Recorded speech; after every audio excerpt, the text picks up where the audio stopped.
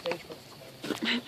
Joey. I don't know what you're talking about. Like, what's up, guys? You're gonna bust that fucking thing in, Hey dude. guys, we're making Yeah, them it's been believe like we're that. not very I good. know. You really shouldn't buy any of our albums.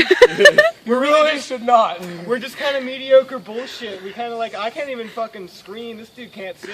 We just grabcore, man. We got a half-ass drummer. Our drummer is got Down syndrome. He's Is fucking blind. He takes horse tranquilizers before he goes on stage. He thinks he's Keith Moon. We have a band mascot. Look at him. Hey, look at this guy. I'm Jimmy. Hi. We don't even have guitar players. We have to make fucking noises with our mouth. So we're Make Them Believe, and dude, fucking. Don't buy our album.